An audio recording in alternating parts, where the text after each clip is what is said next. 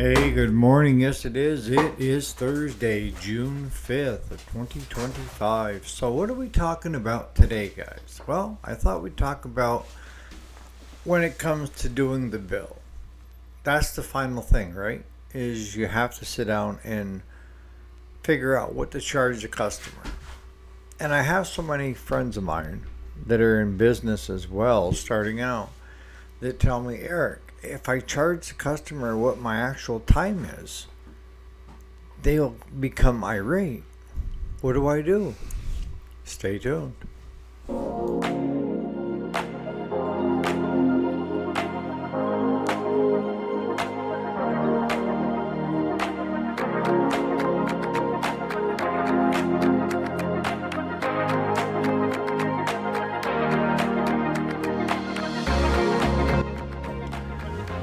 Alrighty, welcome back to the channel. My name is Eric, and yes, this is a weekday, Monday through Friday. Today is Thursday, June 5th.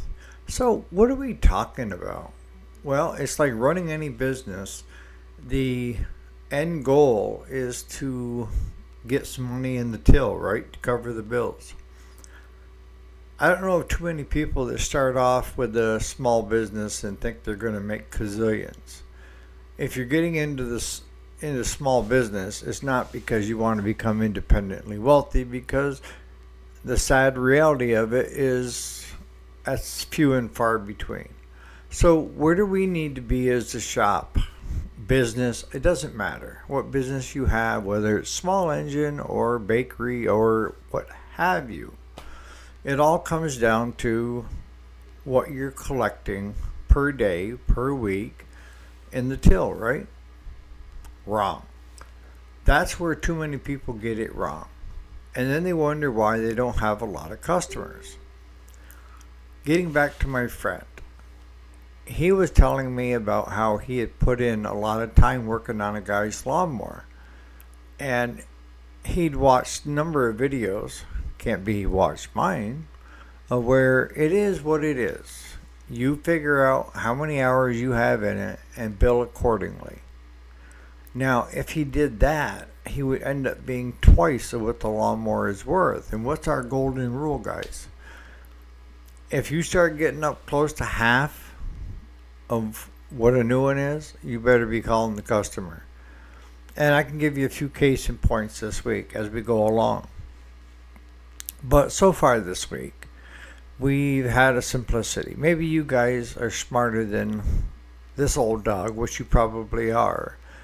Is it came in because it had a hydraulic leak, which it had a lift lower mechanism in it for the deck. And every time he'd lift or lower, hydraulic fluid would come out onto the deck. And it ended up being two things. One, a faulty ram, a seal in it, but he had a donor. So he said if we needed parts, we could rob it off the donor. So Claude got the cylinder out and gave him a call and said, if you take it off yourself and bring it over, it's going to save you money versus us going all the way over and taking it out ourselves. So he did. So he brought it to us.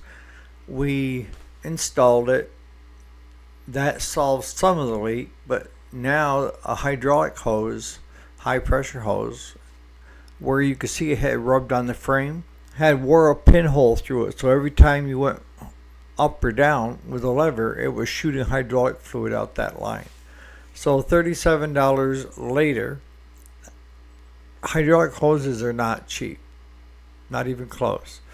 So now we have that, call it $40 for a hose on the customer's bill, and you have to remember this is an older simplicity.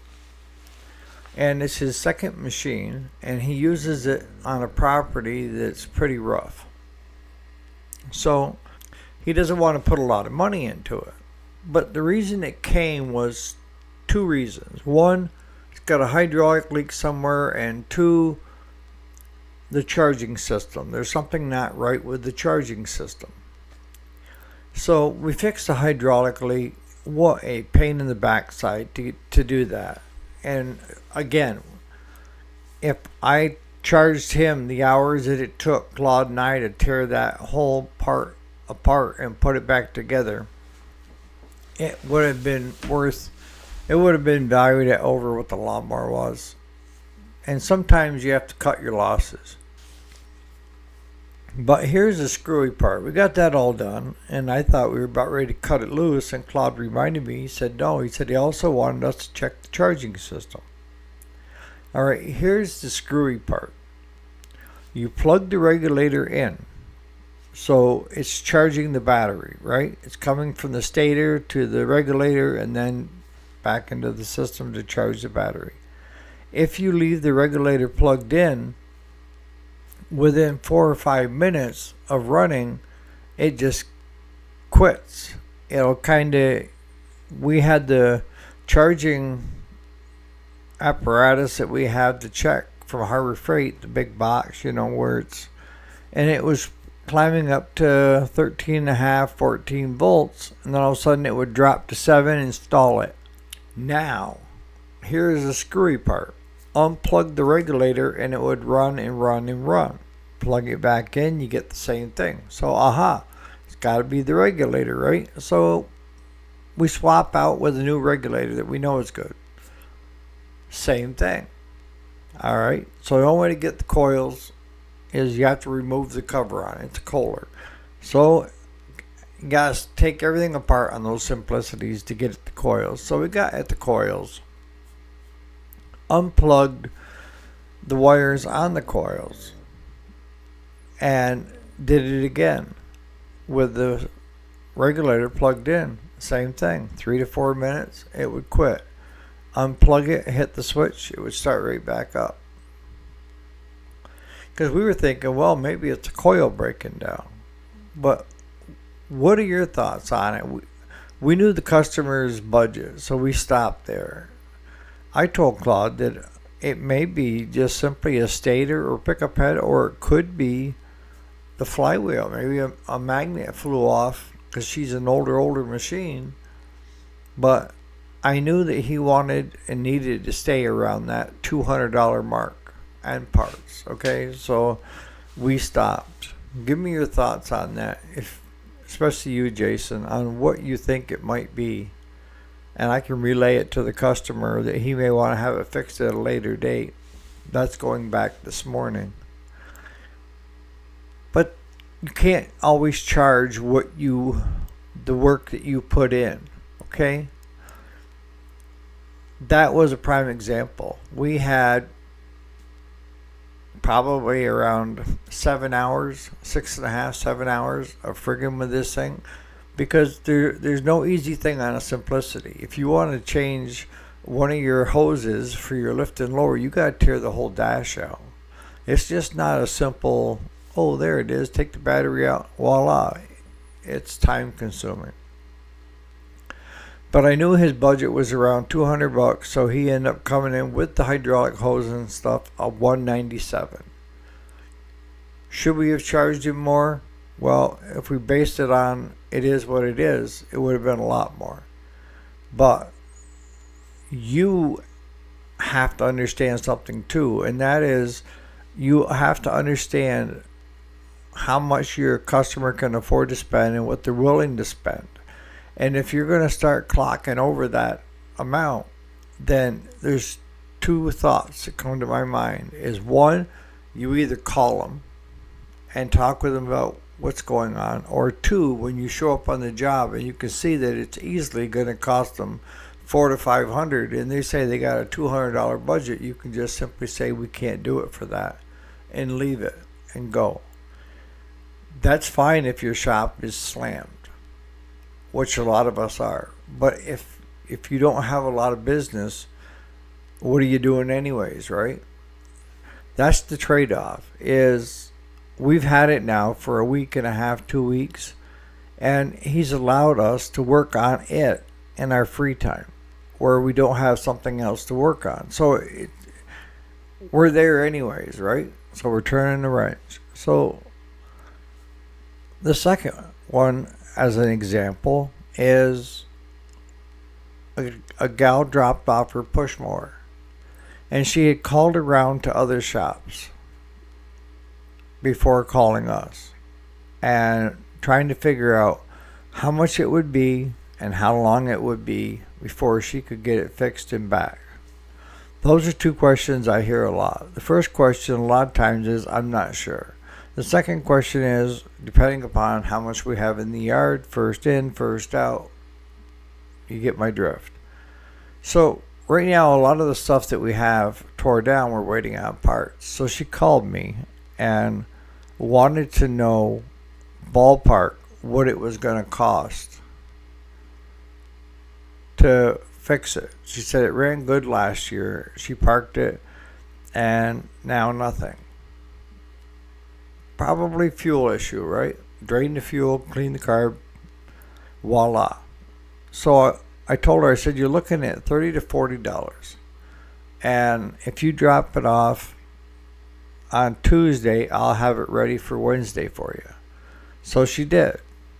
And she was skeptical of what I had told her. So I told Claude, this is what our budget is.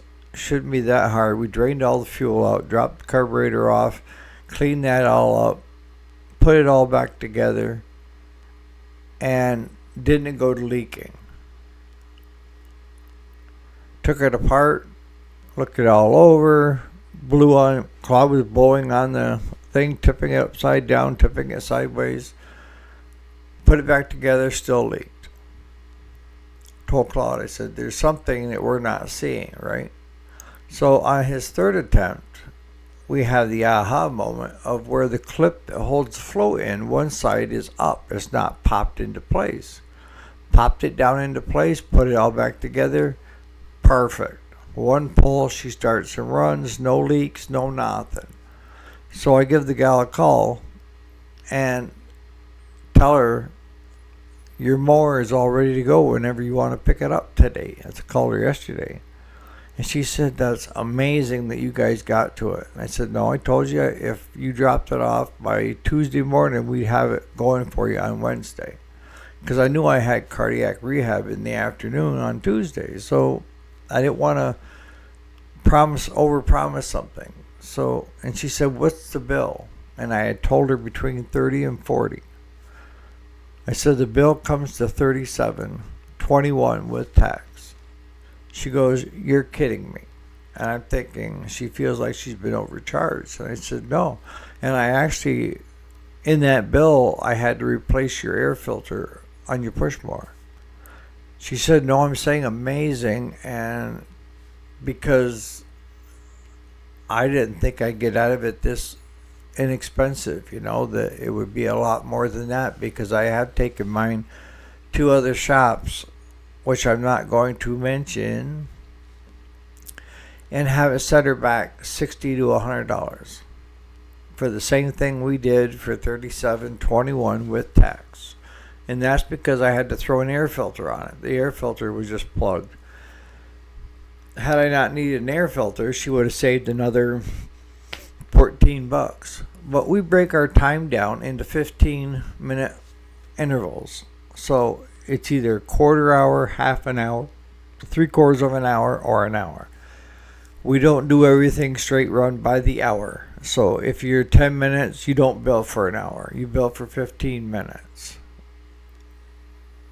If a machine comes in like that, and Jason, I think you're the one that has said it numerous times, tear it apart, clean it, do it right, put it back on, wham, bam, thank you, ma'am. Now comes the question is, do I bill for the 3 times we put it back together and tore it apart? No, because that's on us. If we forgot and we didn't see that the pin holding the float wasn't locked in tightly, why should she have to pay for our mistake and overlooking something? You don't charge your customer for a learning lesson on you. And if you're responsible for it having an issue, you can't bill that customer for it, right? So you bill them accordingly by, if it was a one-time deal, you had the carburetor apart, you cleaned it, fresh fuel, and she said she had just put in a brand new spark plug, so there was no sense of putting a plug on it. and out the door she goes. Another case in point. We got a customer show up with a Troy-built pressure washer. Problem. It quit pumping. Okay. And I looked at it, and I could see it had some age on it. And I told him right out the bat. I said, without even looking, I would dare say that hydraulic pump is 75 or more for just the pump. Is it really worth fixing? And he said, well, it really hasn't been used a lot. It's just like brand new. I said, I understand that, but I know the pumps aren't cheap. We sell a lot of the pumps, and I'm pretty sure that pump there, if you buy it OEM, you're looking at almost $300. And he didn't believe me, so I said, okay, leave it. Let me do some research on it. So I took the model number off from it, ran it. Sure enough, $309 is what that pump listed at retail. And my cost, if I went with OEM, was around $230, or I could get one off from eBay, an aftermarket that swore up and down that it would fit, and it looked just like it. But the cost of that one was $139. And I decided that if we're going to spend that money, I need to make something on the part too. So I added $20. So it was $159 plus 2 hours labor. An hour to tear down, an hour to put back together. That was what was going to cost. So I called the customer up and I explained to him, look, this is what you're looking at. You're looking at $159 for the pump, and then 2 hours labor, which is $110. What do you want to do? He says, stop right there. That it's just not worth it. And I said, well, that's what I told you from the get-go. Because he was telling me, he said, I can go buy a brand new electric one for less than $100. I said, yes, you can. And when it comes to Troy-builts and big box stores, a lot of times, if you have to go buy a bigger part like a pump, it's cheaper to go buy the whole friggin' unit. I mean, I got stacks of them, or I did have, of pressure washers that had great engines, but the pump went to hell. And the biggest problem with the pumps is they aren't made to run all day long, not the homeowners, because they'll overheat and quit working. The seals and everything else will get so hot that. So he's a regular customer of ours. So when he came, we had taken the pump off, and the engine was sitting on the table. The pump was sitting on the table, and his frame was sitting in the middle. So once he said, no, stop there, we had to put it back together. So really, we had an hour into it already of tear down, put it back together, thinking that he'd probably go for it the way he acted.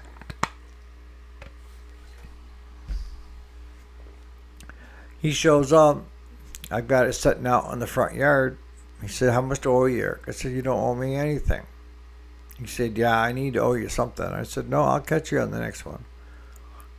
But I said, that's what I was telling you when you dropped it off, that the age of it and the craziness of parts. I said, I was quoting you an aftermarket part, not the OEM. The OEM retail was $309.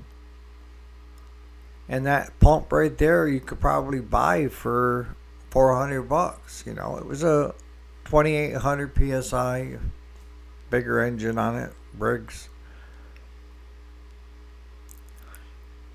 That's what I mean by you can't charge. It is what it is. You're going to eat some, you're going to make some. And in the end, as long as you stay busy and you have income coming in and it's covering the bills, and you're not going without, you're doing good. If your focus is on dollars and cents, it is what it is, and I'm going to charge them, guess what happens? Guess. That customer is going to feel burnt. If I charge that customer an hour's labor, which is $55, for not getting his pressure washer pump fixed, is that going to go over well with him? is charging the guy with a simplicity. Figure 8 hours, that's almost $500 plus parts. Is he going to be a happy camper? No. Pretty quick, you're going to go through all these people that are your AKA customers, and they will quit coming back to you. You could be as nicety nice as you want, but if you're not fair with your customer, at the end of the day, you will be sitting there and crickets. And then you're going to wonder why it's crickets. It's because you've gone through everybody in town as a customer, and they feel like they've been burnt. That's the key, is they feel. A lot of how your customer relates to you is based on feel. Did they feel like they were valued? Did you solve a problem for them? Were you fair and honest with them? There's so many things that go into it. And what I tend to do is, with my customers, I make them friends. And the best part of my day is when my friends come in, even though they're dragging their stuff, and we get to visit for 5-10 minutes. I enjoy catching up with people. And it goes back to my firsts. I mentioned it a while back on one of the videos that since almost not making it, I actually was gone for 7 minutes, but basically I'm here. That's all that matters, right? But from that point on, from leaving that hospital, I had a lot of my firsts that I wanted to accomplish. And it would be the first time I was able to do it from laying in a hospital bed in Syracuse with my chest split open. And plenty of time to sit there and think in between painkillers, right? But I had all these things that I wanted to do again. I'm like a kid, to be honest with you. I'm a kid. And every customer, every friend that shows up that I haven't seen since last year is my first interactions with them. And I'm loving it. Last year, I had a whole different mindset. And some days it felt like pulling teeth. Are there days in the shop that even Claude and I butt heads? Absolutely. You're going to butt heads if you're really close. And Claude is like my older brother. We're not blood, but he can't be any closer to being my brother than anybody else. Honest to God. I mean, the guy takes me to cardiac rehab on his time. Runs me here, runs me there. Took care of my beef cattle. Took care of the household stuff, my dogs. He was there 100% for me. And I can't thank him enough. So, yeah, you're going to have days that you feel like, I can't take anymore. But those are few and far between if you do everything right, and that is treat your customer fairly, be honest, don't talk down to them, and enjoy the journey. Enjoy visiting with them and catching up with them. They're more than just a dollar and cents. And as a family that was into the John Deere dealership, I grew up with these boys, and the father preached to these boys, you need to memorize and be able to, any customer that walks through that door, if it's not their first time, you need to at least know them on a first name basis. And that's what those kids did, was they tried to memorize people's names, when they come in. Because if I walk in and they're like, hey Eric, how's it going? Now you set the tone as friends trying to help each other instead of just the parts guy. You see what I'm saying? So if you make your customers your friends on a first name basis, when they walk through that door, if you're able to say, hey Dan, how's it going? What can we do you out of today? Or what can we do for you today? That's going to set the tone. And always be honest with your customer. We had a customer last week, brand new zero turn he bought last fall, And for whatever reason, I haven't figured this one out yet, but he's fixed and done. His choke cable was solid. It rusted. His throttle cable, same thing. I don't know. Even leaving it outside, they should be somewhat sealed. So we had to replace the choke cable, throttle cable, but he couldn't get it to even click. And he said, "What was the problem with that, Eric?" And I could tell him it was, oh, yada, yada, yada, and make crap up. Or I could just simply put it to him, the fuse underneath the seat. You have a 20 amp fuse there that blows, and if that blows, you won't have anything. So simply by replacing the fuse, and I said a lot of times there's a reason why it blew, whether you cranked too long on it, or the PTO clutch was drawing too much. But we replaced it and ran it through the ringer with a complete service and everything on it, and his bill came to $191 for everything, and that was a new air filter, oil filter, fuel filter, plugs, deck cleaning. The blades look good, the works. And that's about what we charge, is around $200 on a rider for a service. So that's a big thing to remember, is enjoy the ride, be honest with your customers, and they will keep coming back to you. If you overcharge them, don't treat them, and don't value them, you're going to be sitting there by yourself in the shop or with your mechanic wondering, what did I do wrong? Why are people not coming to us? It's a lot about how the customer feels. So on that note, let me know what you guys think on that regulator. I know the guy didn't want to spend any more money, but I was trying to figure out whether it might be the stator or pickup, or whether the magnets and the flywheel. We didn't get that far. So on that note, you guys have a great Thursday. We'll see you here bright and early tomorrow morning for the last day of the weekday, Friday, right? All right, guys.